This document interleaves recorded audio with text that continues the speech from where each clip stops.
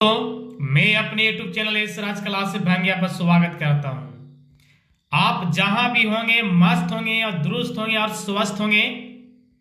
आइए आज का क्रैश कोर्स 7वां दिन का साइंस का जो केमिस्ट्री से VVI क्वेश्चन है, हो सकता है तो आप नोट कर सकते हैं। आपको समझ में आ रहा होगा कि सर ये सब आप ऊपर क्यों कर रहे हैं, स्क्रॉल कर रहे हैं। तो मैं बता देना चाहता हूं कि इस सभी को जो है आपको वीडियो बन चुका है। वीडियो को डिस्क्रिप्शन में जाइएगा, वहां पर भाग 1 भाग 2 भाग 3 करके आपको दिखाई देगा। तो जो मैं आज बताने जा रहा हूं वो आज भस्म में चालू करना है।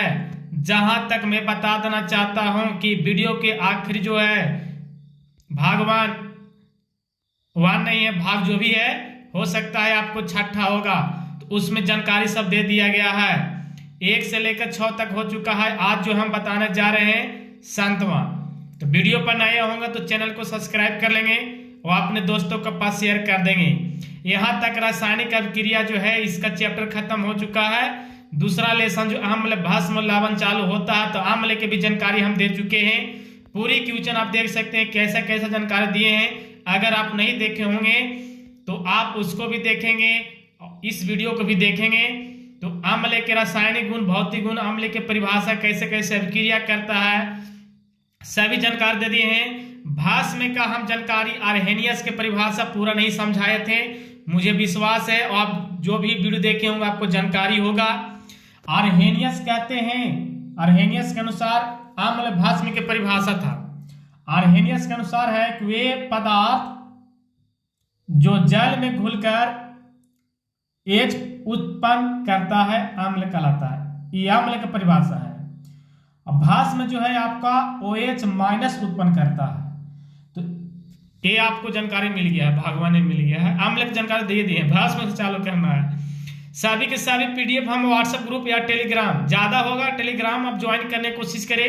टेलीग्राम में जब कुछ भी लोग भेजते हैं या कभी भी ज्वाइन होइएगा तो आपको पूरे जानकारी PDF के साथ आपको मिल जाता है, उसमें डिलीट नहीं होता है। व्हाट्सएप कभी कभी डिलीट होता है, कभी हम चेंज कर देते हैं तो उसमें दिक्कत हो जाता है। तो आइए भस्म कहाँ है, आइए भस्म नहीं, हम आगे लगता है कि हम पार हो गए, आगे पार हो क्या है, कुछ महत्वपूर्ण योगी की आगे हैं।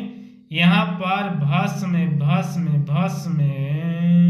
कहाँ मिला, आइए इसका पूरा हम PDF आपको दे देंगे, आप घबराने की कोशिश नहीं करना है ना। लवण आ गया, भस्म कहाँ चल गया, लवण कैसे आ गया, भस्म हमको पूरा पढ़ना है। अब आ गया प्रकार के सूचक, अम्ल के साथ अभिक्रिया, रासायनिक गुण। चलिए यहाँ से है आपको जानकारी है कि भस्म जिसको क्षार बोलते हैं, तो वे पदार्थ जल में घुलकर हाइड्रोक्साइड आयन यानी OH माइनस उत्पन्न करेगा, वो भस्म कहेंगे। ये आर्हेनियस के अनुसार परिभाषा है। आगे चलते हैं तो भस्म के प्रकार, तो भस्म के प्रकार के अलग अलग है। शक्ति के आधार पर भस्म जो है 2 प्रकार के होते हैं, प्रबल भस्म और दुर्बल भस्म। प्रबल भस्म और दुर्बल भस्म। तो अब हम चलते हैं कि प्रबल भस्म और दुर्बल भस्म किसके आधार पर है, तो शक्ति के आधार पर। ये आप नोट कर लेंगे, दिमाग में ऑब्जेक्टिव आएगा तो आपको दिमाग में एकदम रहना चाहिए कि जहां पूछे कि शक्ति के आधार पर भस्म कितने प्रकार के होते हैं तो बस 2 को, कौन कौन, प्रबल और दुर्बल। प्रबल भस्म क्या होता है, तो वे भस्म जो जल में घुलकर अधिक संख्या में अगर OH उत्पन्न हो तो प्रबल होगा। अगर अधिक संख्या में हाइड्रोक्साइड आयन उत्पन्न करेगा तो प्रबल होगा, और कम संख्या में उत्पन्न करेगा तो दुर्बल होगा। अधिक संख्या में उत्पन्न करेगा तो प्रबल और कम संख्या में उत्पन्न करेगा तो दुर्बल। परिभाषा यहीं पर हो गया प्रबल भस्म, इसके साथ आपका दुर्बल भस्म का भी। अब आपको एग्जाम्पल में लेना है तो देख लीजिए, hydroxide ion, potassium hydride, rubidium hydride, ये सभी जो है आपकी प्रबल भस्म है। इनको अब याद कर ले। हो सकता है ऑब्जेक्टिव पूछेगा निम्नलिखित में से कौन प्रबल है, या पूछ देगा दुर्बल है, तो कहीं ना कहीं आपको याद कर रहेगा तब तो ये बता सकते हैं। चलिए दुर्बल भस्म की परिभाषा आपको बताना नहीं पड़ेगा।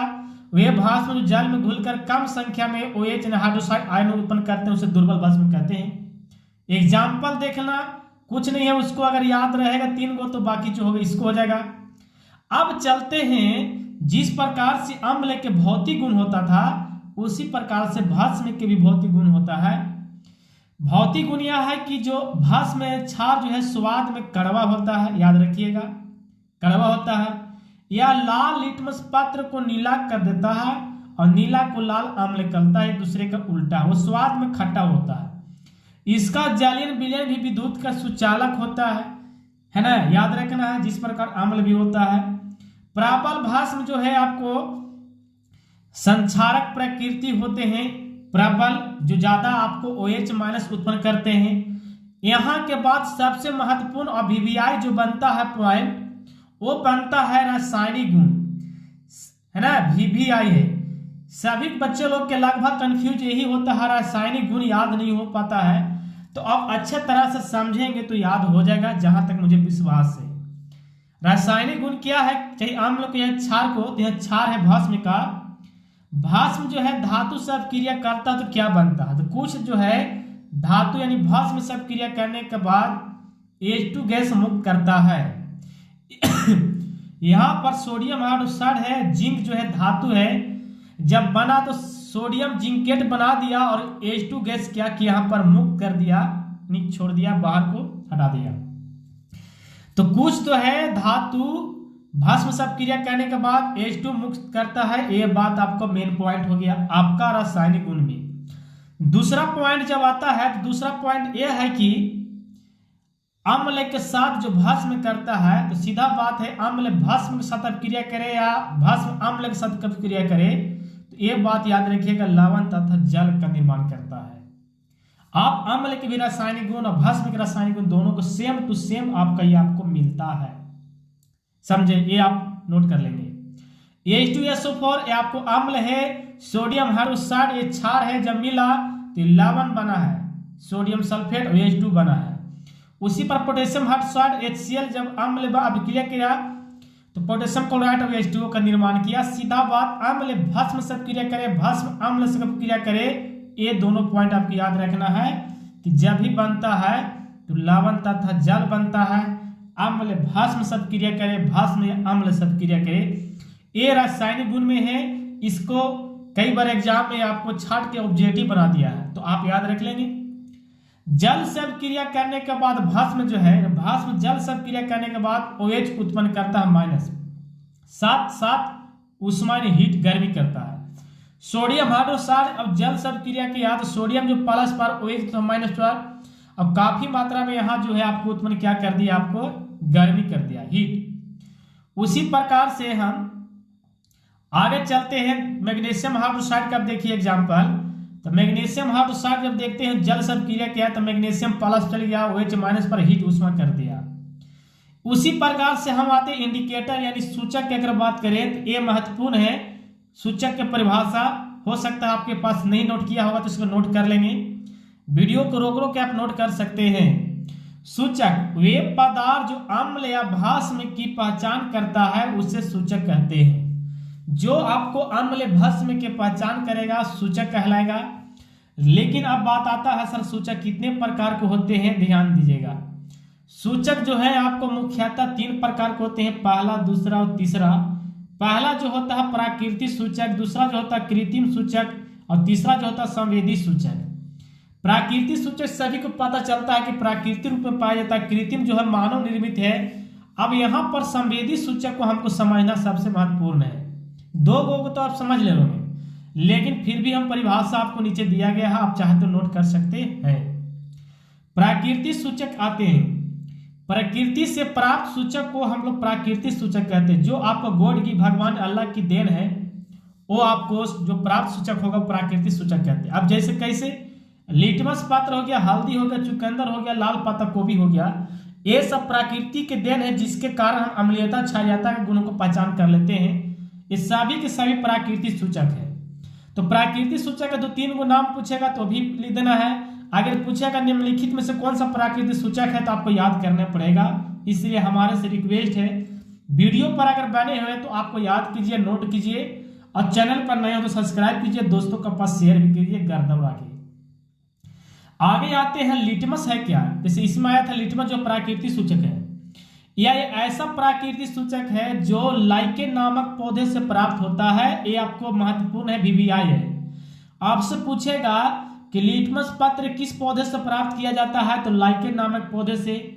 या आपसे यह भी पूछ देगा ऑब्जेक्टिव में कि लाइकेन नामक से प्राप्त होने वाले सूचक क्या है, तो लिटमस। किसी प्रकार से पूछ देगा, पूछेगा अब आग पर लिटमस कितने प्रकार के होते हैं, तो लाल और नीला। लाल आपका कलर में है, नीला भी आपका कलर में है। अम्ल जो है लाल को माफ कीजिएगा, नीला को इसका नीला को लाल कर देगा, नीला को लाल कर देगा, उल्टी के चिन्ह लग गया है ना, नीला को लाल कर देगा। और क्षार जो है लाल को नीला कर देगा। सबसे खतरनाक जो होता है अम्ल, और खतरनाक चिन्ह लाल होता है, इससे लाल कौन करेगा आपको, अम्ल। ऐसे भी याद कर सकते हैं। यहां पर जो है आपके डालने के बाद मालूम चला कि जब अगर क्षारीय प्रकृति रहेगा चूना का घोल और लाल ईंटों से पात्र जाइएगा, जितना डुबाइएगा उतना क्या हो जाएगा आपका नीला, लाल को नीला यानी क्षारीय था। तब वही अगर अम्ल डालिएगा तो उदासीन रहेगा, कोई फर्क पड़ने वाला नहीं है। नीचे प्रैक्टिकल किया गया है, आप चाहते हो तो समझ भी सकते हैं। कुछ समय आप यहाँ पर स्क्रीनशॉट है जो भी है समझने के लिए आप समझ सकते हैं। टाइम देते हैं ज्यादा नहीं, आपको 5 सेकेंड।